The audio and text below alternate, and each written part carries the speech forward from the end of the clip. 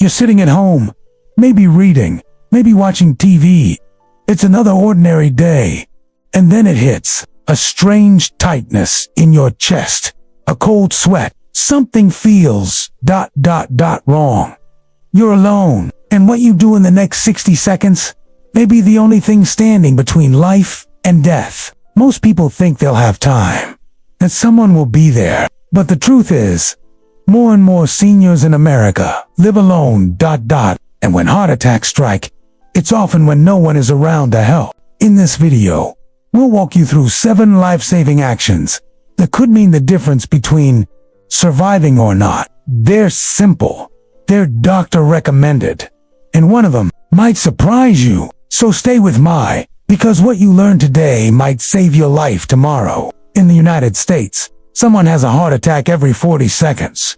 But what's even more alarming, nearly 1 in 5 heart attack deaths occurs outside of a hospital, often at home and alone. Heart disease is the leading cause of death for Americans over 60. Yet, when most people imagine a heart attack, they picture a dramatic scene from a movie, someone clutching their chest and collapsing instantly. But real life doesn't always look like that. In reality, many heart attacks start quietly. No fireworks, just a mild discomfort, a little fatigue, a strange shortness of breath. Things that feel easy to dismiss until it's too late. That's what makes it so dangerous. You may not even realize you're in trouble until the clock is already ticking. Take the story of Harold, 67. He felt a strange pressure in his upper chest after mowing the lawn. He brushed it off, he even sat down and drank water, thinking it would pass. But within 10 minutes, he collapsed. No one was there to help. By the time a neighbor noticed and called for help, it was too late. Harold didn't make it to the hospital. His story is not rare. In fact, it's becoming more common. It's more seniors live independently. And the scary truth is, if you don't know what to look for and what to do immediately, you could lose your one chance to survive. That's why this video exists, to make sure that if a heart attack ever happens to you, you won't freeze, you won't panic, and you won't waste precious minutes second guessing what's happening, because knowing is everything. And now that you understand the threat, it's time to learn how to fight back, starting with the very first sign that your heart is in trouble. So how do you know if a heart attack is starting? Most people expect a sudden, crushing pain in the chest, something dramatic, but that's a Hollywood version of reality. The truth, many heart attacks begin with subtle, quiet signals that are easy to ignore. It might start as pressure in the center of your chest, like something heavy is sitting on you, or a strange tightness that comes and goes. You might feel short of breath, even if you're sitting still. Others feel pain or discomfort in their arm, shoulder, jaw, neck, or even the back. And here's the tricky part. These symptoms don't always feel bad enough to act on. That's the danger.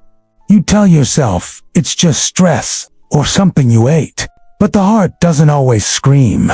Sometimes it whispers. Let's talk about Richard. He was 74, retired, and in decent health. One afternoon, he felt a strange burning near his collarbone.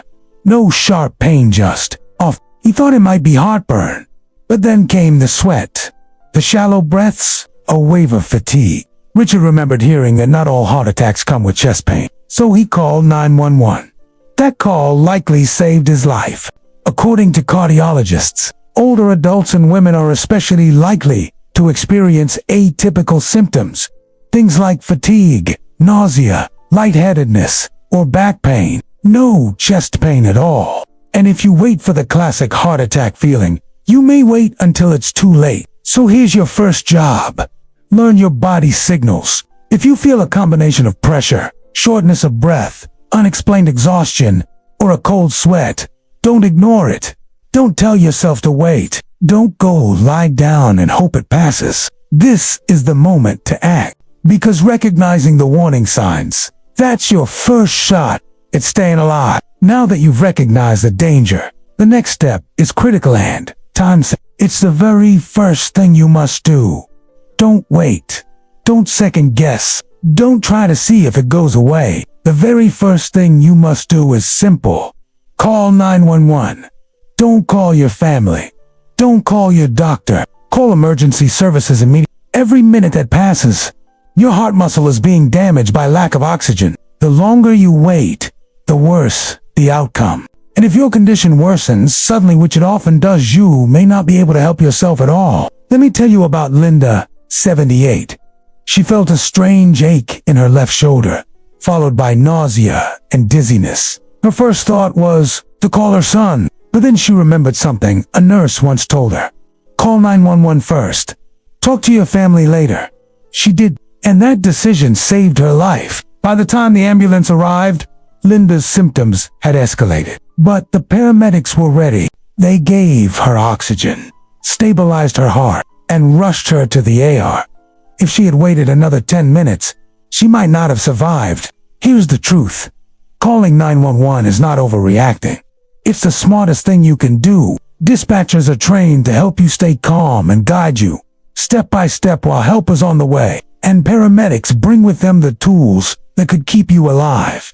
If your heart stops during the ride, also never drive yourself to the hospital. You could lose consciousness behind the wheel and never make it there. Even if you're not 100% sure it's a heart attack, call. It's better to be safe than sorry. And once that call is made, you've done the most important thing you can. Now, it's time for step 2, something small, simple, and scientifically proven to improve your chances of survival before the ambulance even arrives. Chew an aspirin, not swallow chew. If you're not allergic to aspirin and you're not on a medication that would prevent it, chewing a 325 milligrams aspirin right after calling 911 can make a massive difference.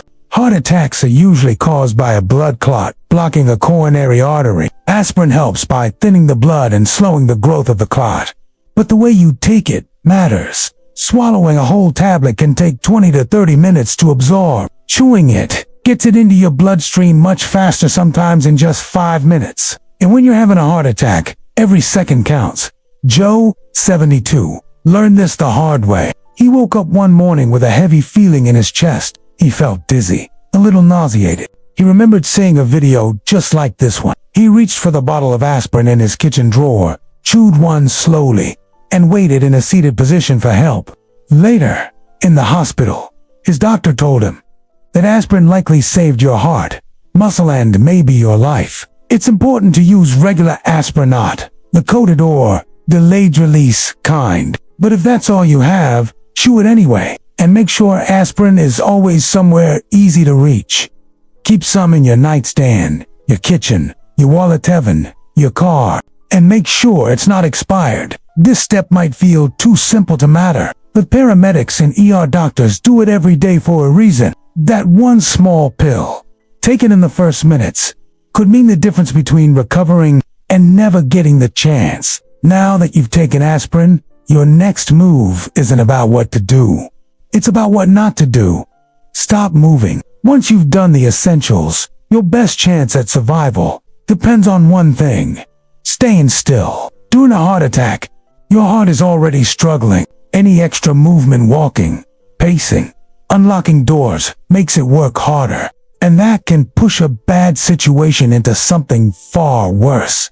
Sit down in a supported position. Back straight, feet flat on the ground. If you feel faint, lie down on your side with your head slightly elevated. The goal is to keep your body calm, stable, and as relaxed as possible. Alice, 81, didn't know this at first. When she felt pressure across her chest, she thought about cleaning up her kitchen just in case paramedics came. But she remembered her doctor's words. If you think it's your heart, stop. Sit. Breathe. She dropped everything and sat in her. By the time EMTs arrived, her heart rate was steady and manageable. That stillness may have saved her from full cardiac arrest. Doing nothing doesn't mean you're helpless. It means you're helping your heart conserve oxygen, slow down, and avoid spiraling into further damage. So no unlocking doors unless you're close by and steady on your feet. No trying to pack a bag, or call 10 people, or change clothes. This is your moment to focus on just one job: staying alive. Sit still. Breathe slowly. Let the aspirin work. Let the paramedics come to you.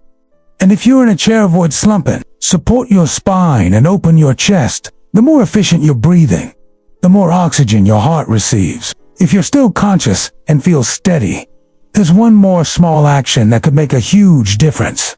Unlock your front door. It might sound insignificant, but in an emergency, every second matters. A locked door could delay paramedics from reaching you when you need them most. Paul, 76, lives alone in a small condo. When he started having chest pressure, he did everything right. Called 911, took aspirin, sat down. But then he remembered his door was locked. He got up slowly, unlocked it, and sat back down. Paramedics arrived within minutes and got to him without delay. Later, one of them told him, "That unlocked door saved us at least 30 seconds, maybe more." And in your condition, that mattered. Now, if you feel faint or too weak, don't try to move. It's better to stay seated and safe than risk collapsing on the way to the door. You might also consider leaving a spare key with a trusted neighbor, installing a smart lock, or using a medical lockbox if you live alone. It's a tiny action, but it shows first responders you were ready, and it can help them start treatment immediately instead of wasting time at the front door. All right, your door is open. You're seated. You've done everything right so far. Now, let's talk about your phone, because in these next moments, it becomes more than a device. It becomes your lifeline in these critical minutes. Your phone isn't just a device, it's your lifeline. And one of the smartest things you can do right now, put your phone on speaker. Why? Because holding a phone to your ear when you're short of breath or feeling faint puts extra strain on your body. Your arm tires. Your breathing gets shallower. And if you drop the phone, you lose contact. With speakerphone, you can talk hands-free. You can sit still. And you can focus on staying calm while the dispatcher guides you. Even more important, your phone might end up speaking for you if you can't. That's where your medical ID comes in. On an iPhone, it's accessible even from the lock screen. On Android, there's usually an emergency info section too. Set it up now before an emergency happens. Include your name, birth date, any major conditions like diabetes or heart disease, medications you take, allergies, and at least one emergency contact. Susan, 79, collapsed before paramedics arrived. She couldn't speak, but thanks to her medical ID, that one detail changed how they treated her and may have saved her life. So if you haven't already, set it up today. It takes 5 minutes, but it could save your life when you're unable to say a single word. Your phone can also let loved ones know what's happening without you making a call. So in those moments, between dialing 911 and help arriving, put your phone on speaker, keep breathing, and know that your phone might be the most powerful tool you have until help walks through the door. But there's still one last thing you can do, and it comes from inside you. Your heart is racing. Your thoughts are spiraling. The fear is real and it's loud. But in this moment, there's one thing you still control: your breath.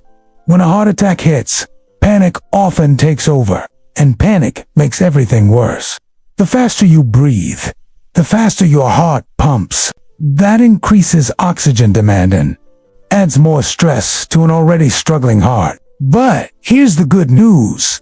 You can slow your heart rate by slowing your breathing. It won't stop the heart attack, but it can help prevent it from escalating. Try this simple rhythm right now with me. Breathe in gently through your nose for 4 seconds. Hold that breath for 1 second. Then exhale slowly through your mouth for 6 seconds. Repeat.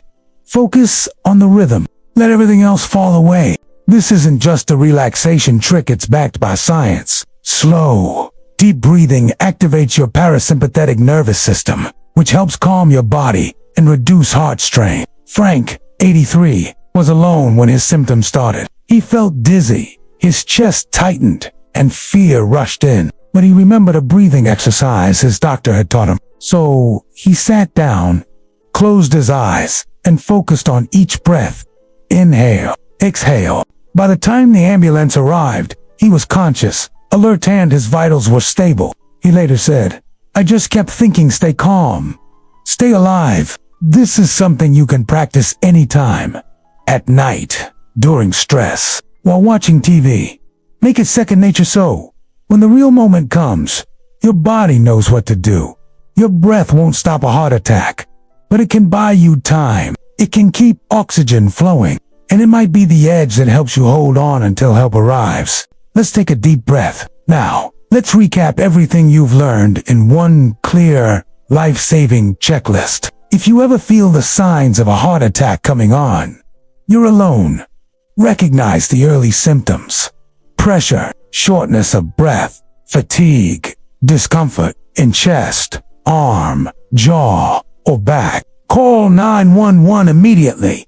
Don't wait. Don't drive yourself. Don't call your family first. Chew a 325 milligrams aspirin. Not swallow, chew it slowly. For faster absorption, sit down or lie on your side. Stay still. Minimize movement. Support your body. Unlock the front door.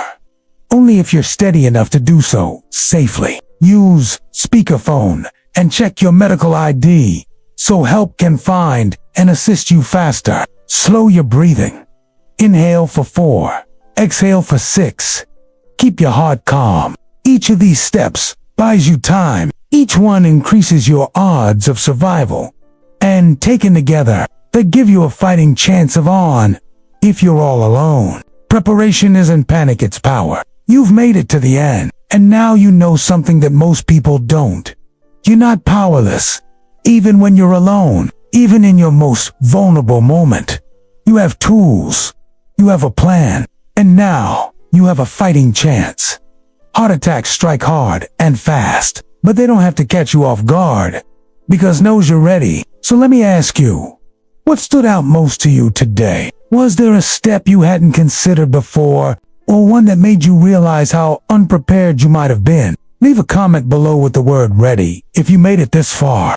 And if you found this video helpful, please share it with someone you care about. It could save their life just like it could save yours. And don't forget to like, subscribe, and turn on the bell. We're here to bring you more life-saving tips, real advice, and empowering knowledge to help you live stronger and longer no matter your age. Thanks for watching. Stay safe, stay prepared, and stay alive.